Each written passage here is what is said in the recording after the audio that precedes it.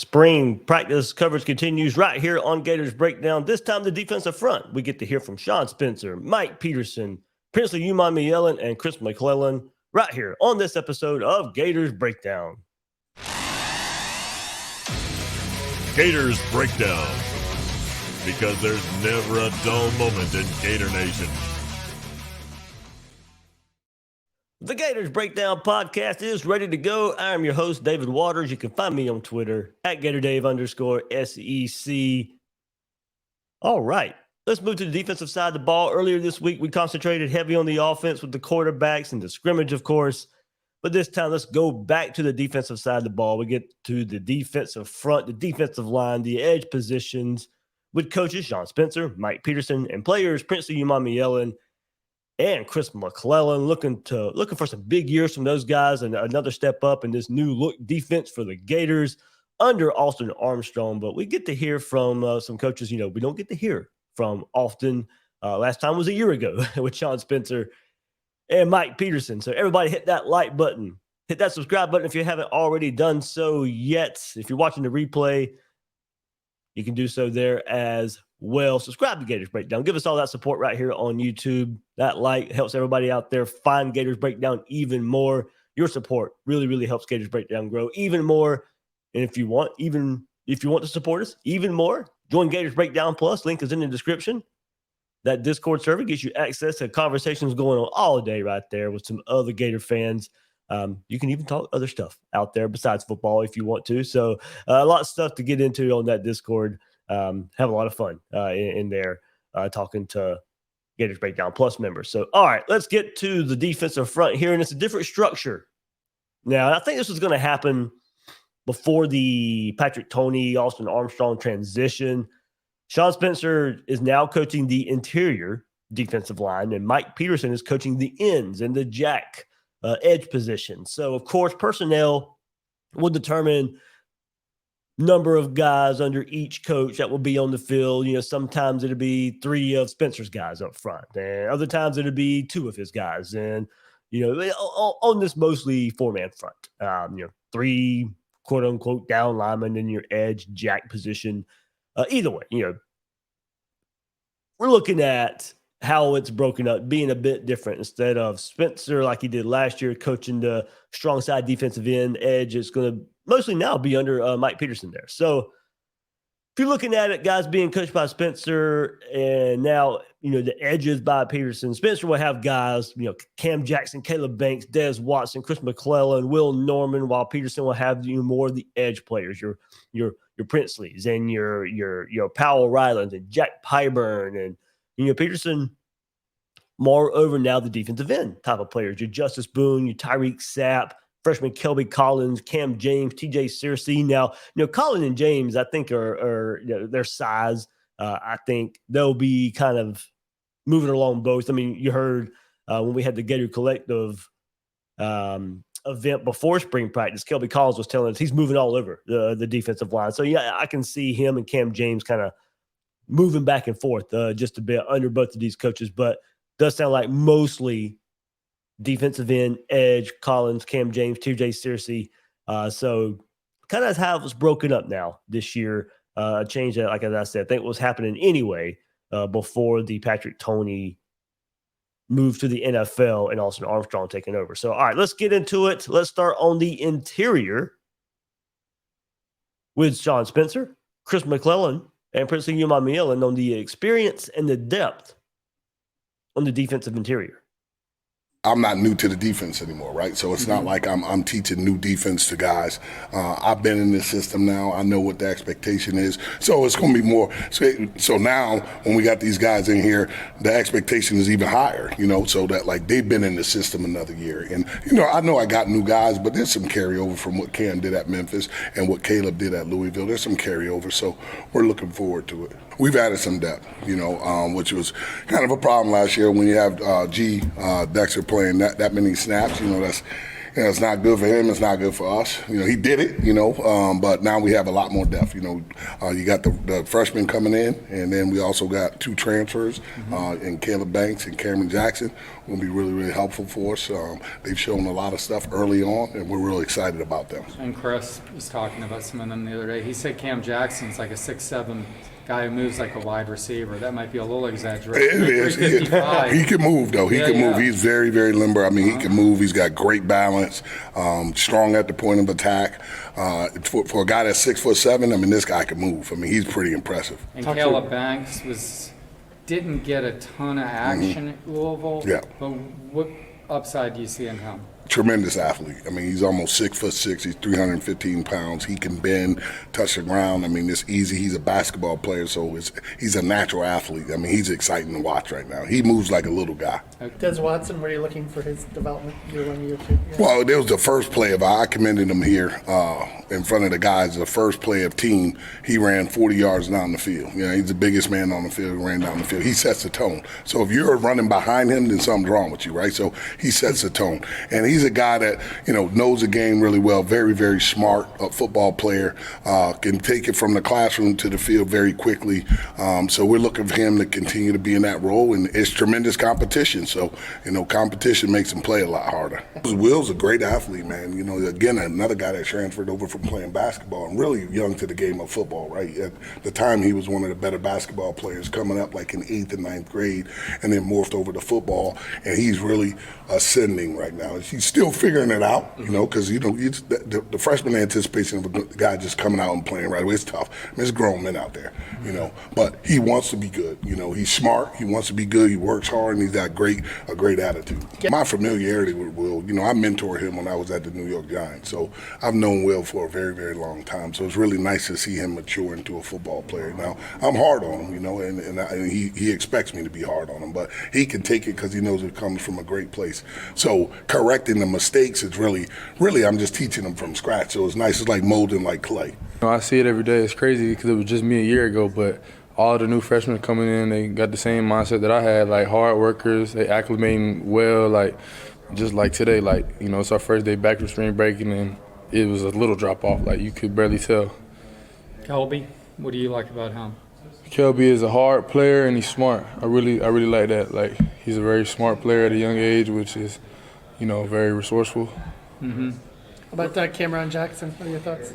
He gut rusher. He eager to learn. Real humble kid. So I respect that about him. He moves well for his size, doesn't he? Oh yeah, he moved for 6'7". He moving around. I ain't gonna lie, he move like a receiver. It's crazy. Oh really?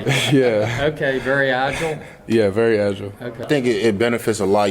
They're going to have a lot of rotation, so it's going to be a lot of fresh guys on the field. And I think it also helps that room out a lot because now, we were thin last year, but now it's a lot of guys in there, so it's going to be a lot of competition. So guys are going to have to compete and, bring their A game every practice. How tough was that last year in terms of the snap counts? And ideally, what would you want to play in terms of that? What would I want to play? Yeah, in terms of snap counts and stuff like that. I think I've gotten to a point where I can play, as many as I can a game, you know what I'm saying? But last year, I know G took a heavy toll on his body last year because we didn't have a lot of depth. But I know those guys aren't going to have that issue this year because we have a lot of guys and they're all, talented. So a lot of them should be playing this season.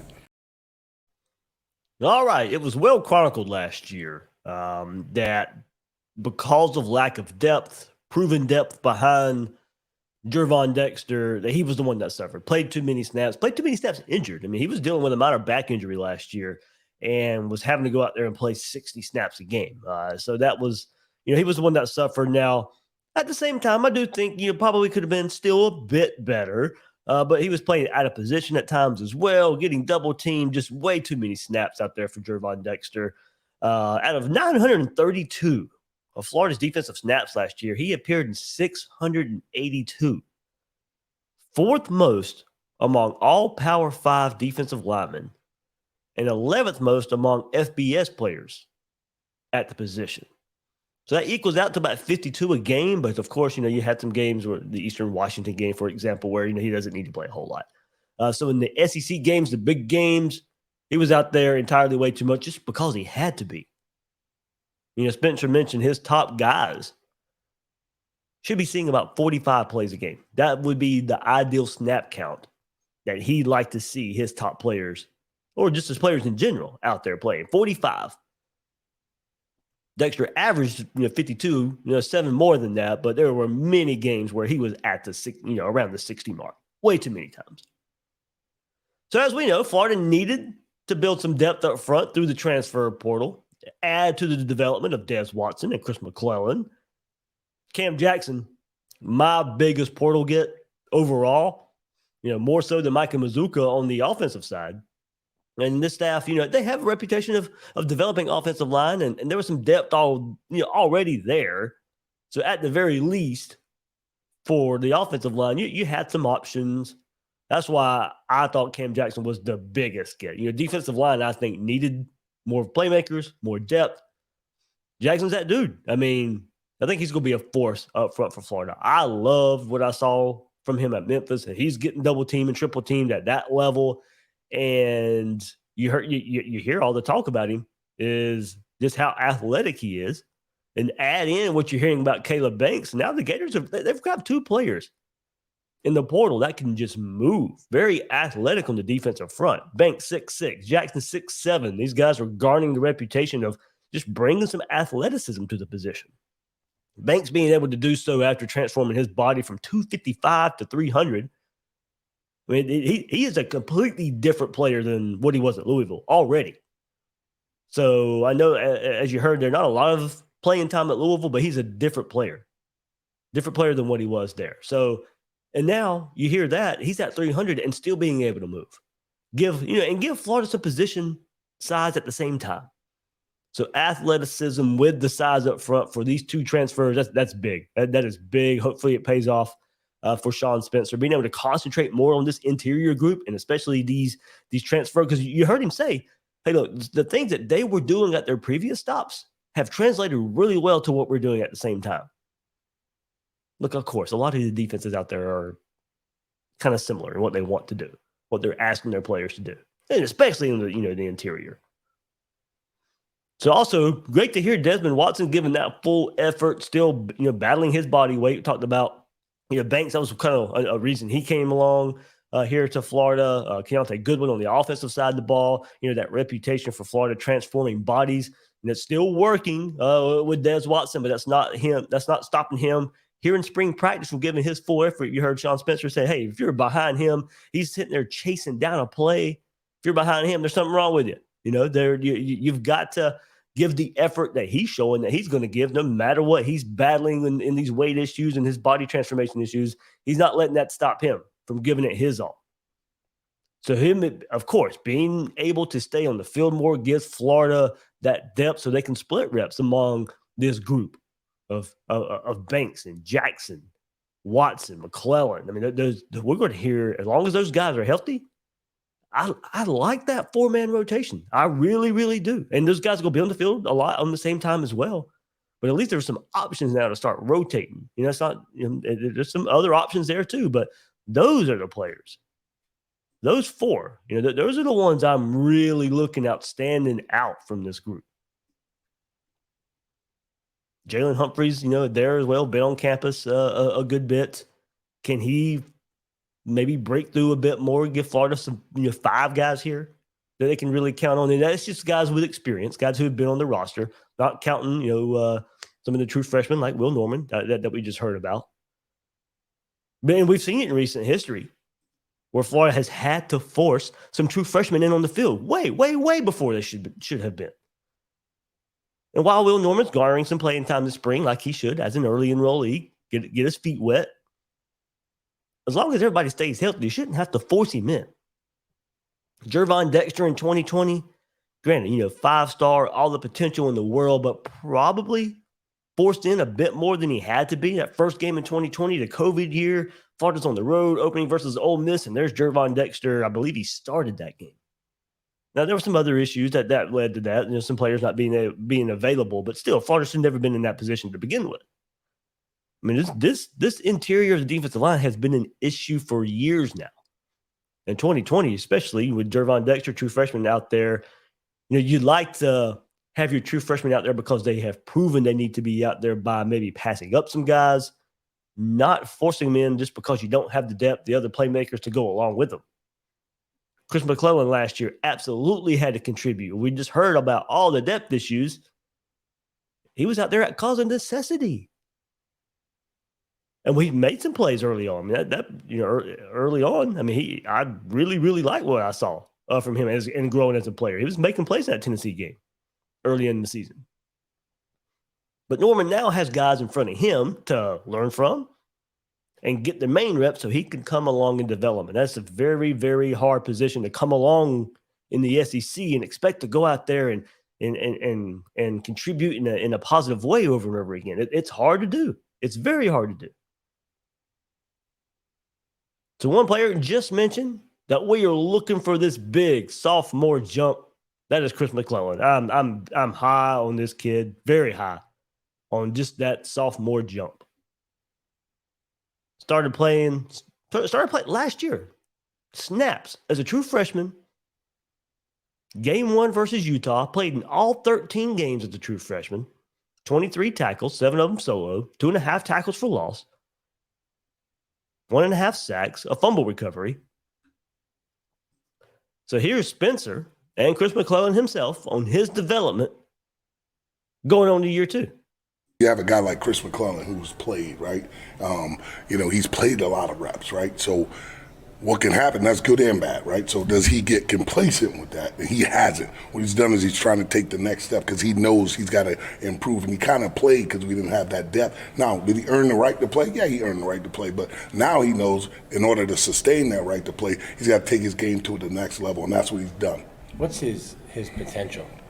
Well, I mean, potential is right, endless, right? So, I mean, it's a word we throw around, but it's endless, right? So he's got the physical tools. He's strong lower body. He can pass rush. He can hold the point. He's 320 pounds. He's got broad shoulders. He might not fit through that door, but he's got broad shoulders, great lower body. So we're excited about him. What are you really hammering in with him that he needs to work on to take his game? Technique. I think sometimes freshmen get away with, like, he makes a couple plays, right? Tennessee, he makes a couple plays. Georgia game, he makes a couple plays. And sometimes you can get confused with making those plays and not having great technique. I'm not saying on those plays he didn't, but in order for him to get where he needs to get to, he's got to continue with the technique. Well, going into year 2, of course, I done got bigger, stronger, faster, just being in the identity program for the second time. So I feel way stronger, way faster, and smarter. Like, everything is slowed down for me. Like last year, going to my first spring, it was like, it was boom, boom, boom, boom, boom. Now it's like, okay, I know what to expect. So now I know I got to do this to get this result. So Take us through just last year, what, in your opinion, you think you did from a physical and a conditioning standpoint that really put you in a position to have a good freshman season? Honestly, just coming in with a hard worker mentality. Like, I knew I was coming into a good situation, but I didn't let that sway my mindset. I just was going to work hard, just like the example that was set by the guys in front of me and around me. How much was it communicated to you that there'd be an opportunity to play as a freshman, and how much did that kind of align with what you were told last year? Yes, sir. There was when they first came to me in that in-home visit, Coach Napier and Coach Luke definitely told me they was gonna need me, so I had to be kind of mature and come in ready to play. So, yes, sir. What was the hardest thing to learn last year as a freshman? Really, it wasn't anything difficult to learn. It was more just getting up to speed with the game, because high school ball and college is two different things, especially in the SEC. So the speed of the game was the main difficulty for me. But once I got adjusted to it, it was natural, just football. Just football from Chris McClellan, and certainly has the right frame of mind. Now taking that experience from last year, not new. He's not new this year. He can hit spring, on the ground running now. Pairing that with the body transformation that happens just naturally as a true freshman to a sophomore. He's bigger, faster, stronger, while the game should be slowing down for him now. And I like the little callback to his recruiting from Billy Napier and Jabbar Jaloop, because this was a guy who was committed to the previous staff, and we wondered, would he stay in this class, being from Oklahoma, and some of the guys that he was committed with at Florida ended up going to Oklahoma. Evers and what Gibson, the receiver, I believe, and wondered would McClellan also flip to Oklahoma, being the home state and being some guys that he was committed with at Florida. Would he also make that flip? And he didn't. Good job by the staff here. And that was the storyline that we were certainly watching. And good sell by the staff here to get Chris McClellan in his class, because I expect him to be a really good player here for Florida in the coming years and starting this year. So excited to see his growth and what that means for him. He's going to be a better player. He's going to be on the field more. They're going to count on him. And you kind of like, he wasn't thrust into the action as a true freshman. You heard Sean Spencer say he earned it too, but he wasn't necessarily thrust into it like a Jervon Dexter in 2020. So he was able to come along, made some plays in some games last year, in some big games. So looking forward to his growth. He's one player I'm really keeping an eye on up front to see what development means for him. Physically, mentally, he should just be, to me, a monster up front. And the position he plays, you're not going to be wrapping up a whole ton of tackles and all that. Can you do your job? Can you eat up blocks and open up some tackles, opportunities for the linebackers behind you, some of the edge players? Can you create some pressure up at the middle when rushing the passer and passing down situations? Doesn't all have to be the edge players, the defensive ends going and creating pressure. Can you create some more pressure up the middle? Does Chris McClellan become a better player there? So absolutely things I'm looking for him, and maybe different points that we're looking at of the growth of him. All right, we're going to move now to the edge. But before we do, one more reminder. Coming up this Monday, April 3rd, the Clay County Gators event with head coach Billy Napier. They invite you this coming Monday, April 3rd, 6 to 8 p.m. at the Thrasher Horn Center in Orange Park. Tickets are only $20. There'll be some merch. There'll be some raffles. I'll be there as well. Hopefully trying to set up a live stream before the event starts. Do a little episode from head coach Billy Napier coming to Clay County. One more time, this coming Monday, April 3rd, so not much longer, 6 to 8 p.m. Come join us. Come have fun. Come see the head coach of your Florida Gators up close. There'll be, he'll do his little spiel. There'll be a question and answer format as well from the fan base there. So if you want to ask the head coach a question, you may even get an opportunity to do that. This coming Monday, April 3rd, 6 to 8 p.m. at the Thrasher Horn Center in Orange Park. Link is in the description to get your tickets. All right, let's go to Mike Peterson, Princely Umanmielen, and what those guys have to say about now this edge position. But here's Mike Peterson and Princely on Princely's growth in this defense and under Mike Peterson. Princely, he's changed his body. I've been really, really, really impressed with him. We all know he can do everything on the field. We've been talking about the things away from football, taking care of your body, how to watch tape, what are you watching, your eyes. And man, it's been great. Every day I could pull a clip where he's playing with effort. You watch practice today, he's running all the way down the field. He's the first one on the field, first one at practice, So just those little things. I talked to him about becoming a pro. If you was a pro player, what would you do? You're not the last one in the building. You're the first one in, the last one to leave. And he's accepted it. And you've seen some of the results of that in practice. What went to his position change or just making the switch for man?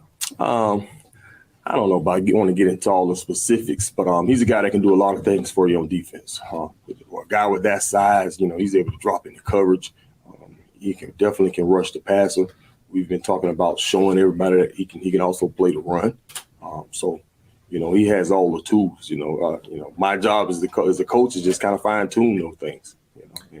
Was that something he embraced, or did you have to like, show him the benefits? No. He embraced it, man. He's a great kid, man. You know, he's a great kid, man. I enjoy coaching him. You know what I mean? He's not as talkative as you probably think he is. You know, he's a little more quiet. You know, a lot of times he may seem like he's not engaged or paying attention, but he's sucking it all in. Looking lean, man. People been telling me that. Okay, what happened? Shoot, I Are just you been. wearing tighter clothes? Or you? Nah, I just been trying to fix my diet, like cut out a lot of sugars, and I've been eating a lot of protein and things like that lately. Just trying to get my body ready. What's been the hardest thing? What has changed? You know, what's your body mass? Are you quicker? So we get the I got to do a DEXA scan like next week where I get my fat and stuff like that. But I know I could tell just looking in the mirror that I've probably gained some muscle and lost a lot of fat. So Quicker? yeah, I feel a little faster. Okay. How's that translating as far as the edge is concerned? Because you're working out there, or how do you think that could? I think it's good. I mean, yeah, because now I have to guard tight ends and things like that. So I think it's good that I lost a lot of my body fat to better fit that position. And I'm still working on gaining muscle mass because right now I'm about 245. I'm trying to get up to like 255, 250. What's the pass coverage responsibilities like for you? Like what are they? Like I mean, just like how's that going? Oh, it's going good. I don't worry about too much guarding people man to man. Sometimes I'll have the tight end man to man, but as far as passing goes, it's really simple. Like it hasn't changed. Like I played F last year, and I would do like a lot of zone dropping, and it's kind of the same thing. I drop a lot more, but it's like the same thing essentially. What's his defense like? To be honest, it's not much has changed. It's just some of the calls have changed, but he hasn't changed too much on the defense. But I'm hearing it might be a little bit more aggressive attacking. Oh yeah, that's just something that he implies every meeting, and he's implied since he got here that he wants us to be more aggressive and strike every time we get the chance. And how's he kind of express that? Loud. Yeah, he's a big energetic guy.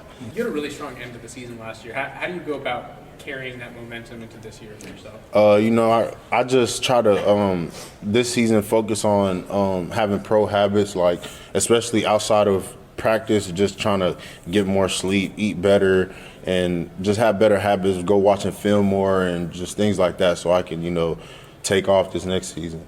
How do you feel like the health stuff is impacting you in practice so far? It's impacting me a lot in a positive way. I haven't felt as tired, and just it's helped my stamina a lot. The run stopping a big area of emphasis for you guys this year? Definitely. We play in the SEC, and a lot of teams, run the ball. It's not like the Big 12 where we're throwing the ball every down. But yeah, he's been emphasizing that a lot. That's why he emphasizes the aggression, because stopping the run is a big part. You don't get to third down unless you stop first or second down. All right, Princely, Umanmielen out there, and Mike Peterson. And look, it's something new this year. Mike Peterson coaching Princely, and Princely doing this position change. Now, I think he'll still line up at that strong side defensive end spot here or there, but not as much as he did last year.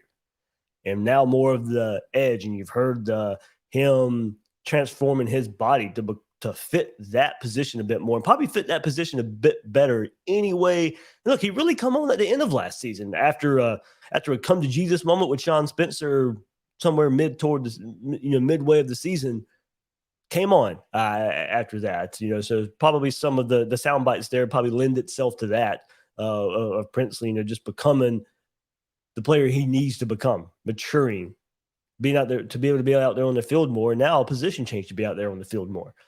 And knocked 6 tackles, 1 solo, and that a half tackle for loss in the last game that mattered. The FSU game there.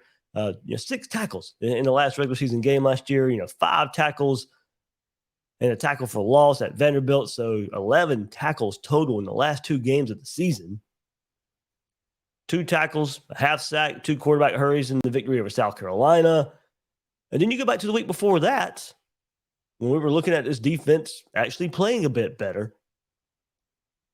He was Pro Football Focused, highest graded edge rusher in week 10 when Florida went to Texas A&M and got that huge win. Earlier in the season, set career highs, 6 tackles, 4 solo, 3 tackles for loss and a sack versus Missouri. So Princely, that high mark earlier in the season versus Missouri, and then come on at the end of the season, 11 total tackles in the last 2 games, the last 4 games altogether, the A&M, South Carolina, Vanderbilt, FSU games really come on. And we did see better defense, especially from that edge group. Princely, Antoine Powell-Ryland did get better, created more havoc, and even in the FSU game, just could not finish the deal. Got in the backfield plenty of times. Should have had Jordan Travis at least a couple times to help Florida in that game. Got back there. Maybe a point of emphasis this spring is finish the drill. Do your job, finish the drill. Make that tackle once you get in position to do so. And maybe that helps Princely being in this new position to be able to do that. I mean, total season stats, 39 tackles, 9.5 tackles for loss, 4.5 sacks, pair of fumble recoveries. And I like this move to more of a true edge. Would get his body type in a better position. He just seemed a little undersized for that defensive end position at times. And I think now that he's slimmed up even more, gives him an advantage and also just adds depth. You guys remember when we were previewing in the spring, before the spring, and looking at this edge position, it was Antoine Powell-Ryland and a lot of inexperience. Well, now you got Princely there to give even more depth at the edge spot with Powell-Ryland. With players now, as a combo with those 2 guys, has played a good bit of snaps. So 3rd and long in situations, you now have a more slim Princely, more athletic Princely who can cover, who can rush the passer on the field at the same time as Powell-Ryland. We saw it last year, but not as both as the pass rushers are supposed to be now in this aggressive new defense. So I'm eager to see that now and how much that changes things. But speaking on this edge position and a little bit of depth, here's more from Mike Peterson on Antoine Powell-Ryland and Jack Pyburn. He's growing up. That's the beauty in coaching. When you get them in there, they're raw, maybe quiet, maybe a little shy, a little timid, and you see the progress in them. Becoming a leader. He's another one doing all the right things, and not that they was not doing it last year, just didn't know. I give all kids the benefit of the doubt of not knowing. He was one of those kids that just didn't know, and he's accepted it. And him and Prince, I ride him hard, man. And I told him, I had to tell Prince, I said, now, if the group is not doing something right, I'm not going to get on the younger guys. I'm going to call you out. And they've accepted that. Where do you see Jack Pyburn at right now in terms of his development, and what's kind of maybe the next thing for him that he's hard-nosed, physical, want to meet every day, want to work out every day, man. A guy like Jack Pyburn, you got to love him. He's always want to meet with me one-on-one. Just told me, hey, Coach, when are we going to meet? We'll meet tomorrow, Jack. Everything you've seen in the recruitment process, you see it on the field. His role, he's definitely going to have a role on the team. Right now it's the spring ball. Everybody's trying to define their role. You've seen him last year. He had a chance to get out there on special teams. I coach a phase of the kickoff unit, and he's one of my guys. I got pencil to run down and smack somebody. So I'm excited about him on kickoff already. There we go. And Pyburn's been dealing with an injury lately. I know he missed one of the recent practices and did not participate in the scrimmage. So hopefully get him back soon. But this interview was not too long, so he's been on the field. Just hopefully back on the field pretty soon. Looking for his growth as a depth piece at this edge position, but mostly, of course, to back up Umanmielen and Powell-Ryland. And Powell-Ryland took advantage of Brenton Cox's dismissal, starting with that Texas A&M game. 6 tackles, 1 sack, 1 forced fumble in that game. Recorded a sack and a forced fumble. And versus FSU, had career best 6 tackles, tied his career best there in that Vanderbilt game, 3 solo. How much of a jump can he make? I mean, he doesn't have to do it by himself now with Princely moving over, but you hope with another year of experience and more snaps on the field that he puts it together even more. And then once again, in this new aggressive defense. To me, that is going to rely a lot on Umanmielen and Powell Riley. And this aggressiveness, we've heard it time and time again from Austin Armstrong and from other players and this defensive staff where, they're going to leave their secondary players on the island just a bit more and create more havoc up front. And honestly, that starts with these edge rushers, these pass rushers, Umanmielen, Powell Riley, to go and do their job and get home. Because they don't get home in this aggressive style defense, and it's going to lend itself to some big plays. And with Powell Riley, I mean, I like his propensity to cause turnovers and cause havoc back there. I mean, with as much havoc and pressure we hear that Armstrong likes to bring, could there be an opportunity for even more turnovers from Powell Riley? I think so. All right, let's finish it up right here. Mike P on some of the freshmen that he's got under his wing this spring. Ton of potential. I mean, if you can add TJ Searcy to that group also. I got 3 young guys, man, that's kind of like, I don't know, exciting to coach. If anybody around me that's been around me, they probably can attest to this. I feel really, really good about my group. Now, you can take out what they can do on the field. I'm taking that out, but I'm just talking about more so the type of people, the type of players that they are, and you had a chance to see it during the recruitment process. So I shouldn't be surprised, the parents of all 3 of those kids, it's like, if the fruit don't fall too far from the tree. Kelby Collins, Cameron James, TJ Searcy there. That's the ones he's talking about. And I mentioned, Kelby and Cameron on the bigger side, Searcy more of that true edge, but now with Peterson, taking over edges, so the defensive end and this jack outside linebacker edge rush position, he's got freshmen under his wing now. And so, or these 3 freshmen under his wing. So excited. I mean, I heard great things about Kelby Collins so far, just kind of how mature he is already at this stage. And TJ Searcy really coming along this spring, showing his speed and athleticism at this edge position. May find himself being able to crack this rotation behind Umanmielen and Powell Riley. Would be awesome, if he can come along, not forced out there, because Florida has some options here. Florida has some options here at edge to start with. But now him coming along too. And if Pyburn's going to miss a little bit of time this spring, then maybe, opens up more of an opportunity for somebody like TJ Searcy to get more reps and come along faster. Florida does a great job with reps anyway in the spring practice format and how they, with all the walk-ons and just kind of the format of practice of being able to go station to station and get all the reps. He'll be getting plenty of reps anyway, but maybe even more so now with just some injuries there at the edge position with Pyburn missing, the scrimmage in the previous practice before that. So Mike P right there with those freshmen, Kelby Collins, Cameron James, TJ Searcy. Excited to see the growth of those guys. I think there's still plenty of opportunity.